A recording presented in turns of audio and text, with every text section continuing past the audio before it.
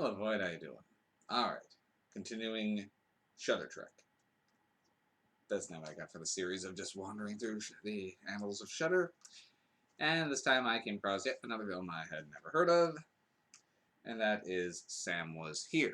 Now, Sam Was Here is, I can't say, I'll say it's an interesting little film, but I don't know if I could really say it was a good film. Let me see. Sam Was Here came out in 2016. And follows a man who's wandering through the desert. He's like a salesman of some sort, but no one's answering the door for him. He can't find anyone. He keeps trying to call to his wife, but possibly ex-wife, hard to say. He saying that he's trying to be home for his daughter's birthday. He can never quite get through, and that he just keeps not running into anyone and is very confused why. But as it goes along, eventually the radio keeps preaching that there's a pedophilic killer in the area, and the more it talks, the more it sounds like it's pointing directly at Sam, and people start showing up to try to kill Sam. Okay, so I will say this has an interesting premise, but the lack of explanation and lack of follow-through really sink this one. Because it is interesting trying to figure out what the heck is going on, but when people suddenly start showing up trying to kill Sam, you kind of get the idea on why, but what's...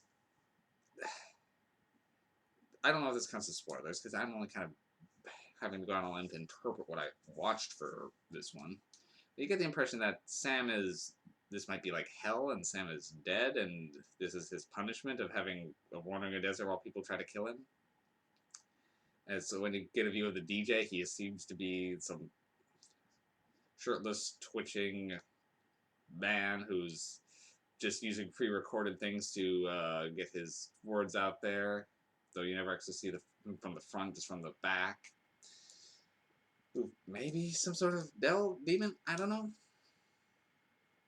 But you hear through one of the messages left by Sam's wife that her husband died years ago, so is Sam guilty? I don't know. Is he actually dead already and this is his punishment? I don't know.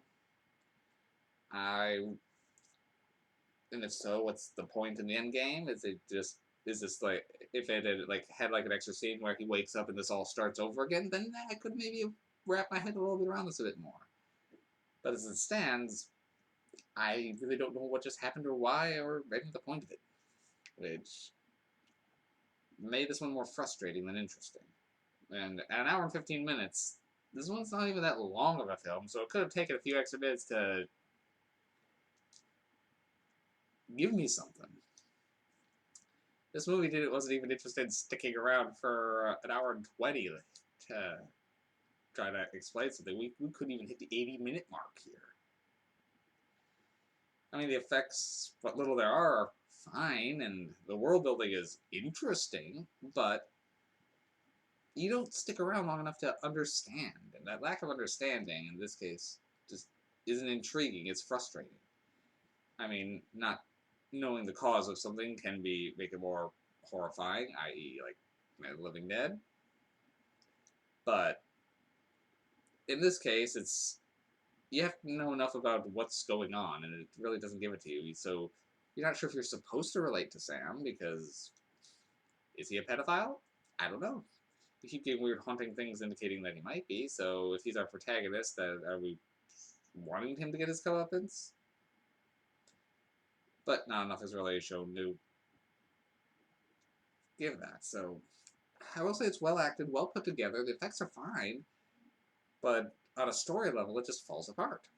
So I'm gonna have to give this one only a 3 MacGuffins. I'm ducking this one down to 3.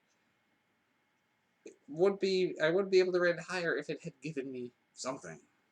And then it would probably jump up to at least a 5. But I was having that much trouble caring. And that makes it hard to sit through some of these movies, no matter how short they are. So yeah, Sam was here. I don't know why Sam was here.